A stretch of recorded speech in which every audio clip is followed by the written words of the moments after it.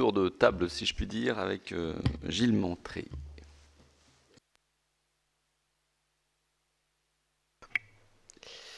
Donc, je représente Electis, qui est une association loi 1901 qu'on a créée il y a 3 ans.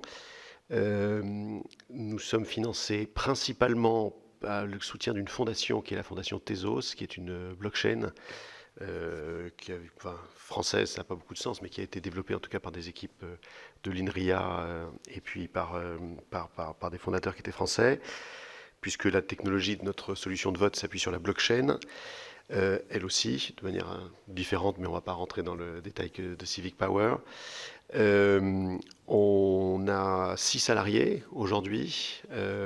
On a entre 15 et 20 bénévoles qui sont actifs sur une base hebdomadaire avec nous, et qui ont des fonctions spécifiques dans l'association.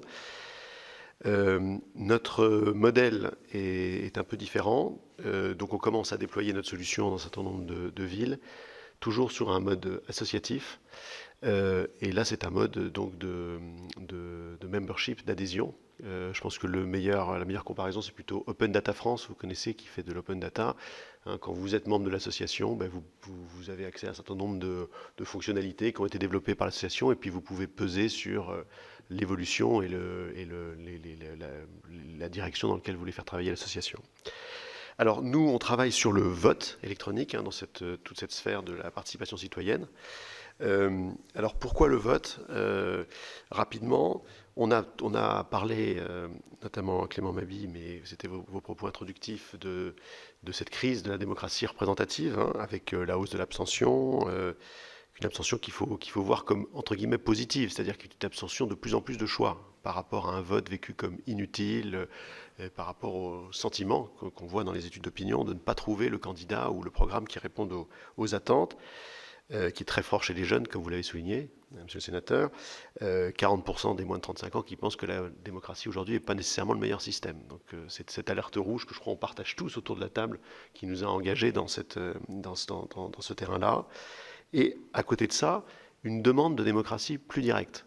Et ça, on le voit aussi dans toutes les études d'opinion. 2 Français sur 3 qui veulent pouvoir décider par référendum des grandes orientations du pays.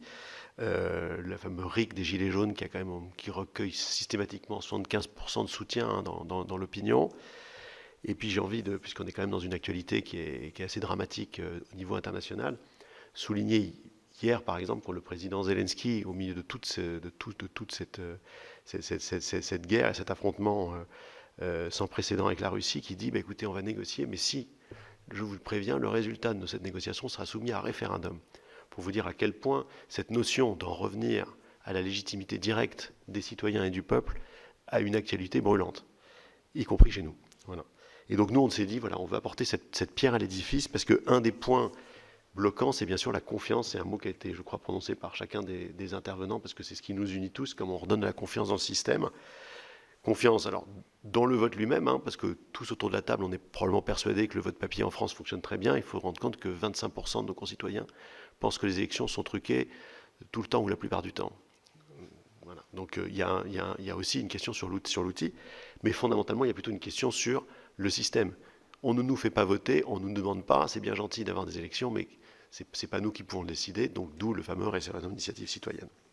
Alors dans ce contexte-là, bien sûr que la démocratie participative a un rôle très important à jouer, à travers cette idée de co-élaborer, de travailler en commun à travers des jurys citoyens, des débats publics, des budgets participatifs.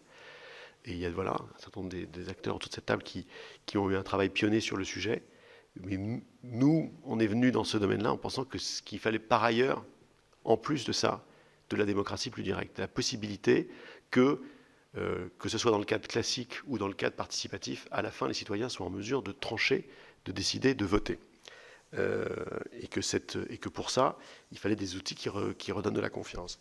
Alors, au niveau local, pourquoi est-ce que donc, nous, on croit au vote électronique comme ce moyen de pouvoir à la fois voter de manière plus confiante, plus fréquente et peut-être aussi de voter différemment.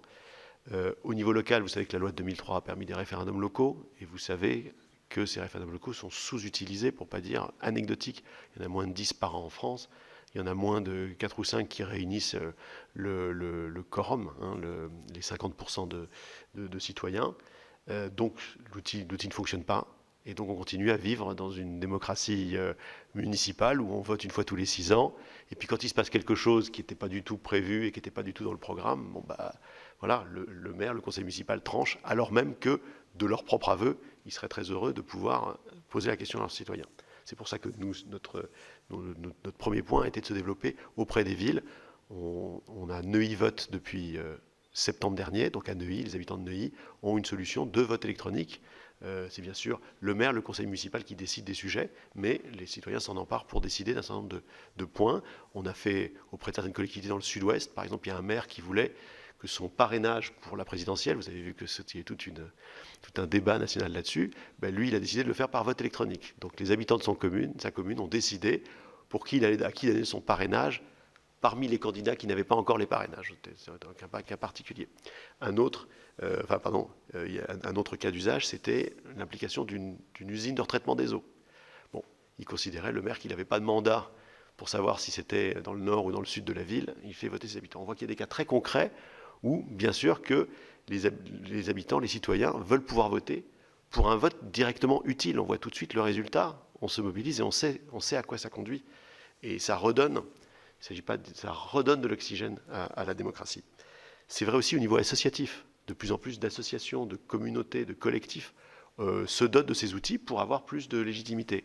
Nous, on travaille avec l'ONU, le secrétariat général des COP, l'UNFCCC, pour que les observateurs, qui sont des ONG, puissent élire leurs représentants au COP, pour qu'elles aient plus de légitimité lorsqu'elles discutent, lorsqu'elles sont présentes aux côtés des États. Et puis bien sûr, après il y a le niveau national, mais ça on pourra en reparler. Est-ce que ce genre d'outil pourra un jour être utilisé au niveau national? Nous en sommes convaincus, il y a encore plein de prérequis, et je serais ravi d'en parler dans la deuxième partie de l'audition.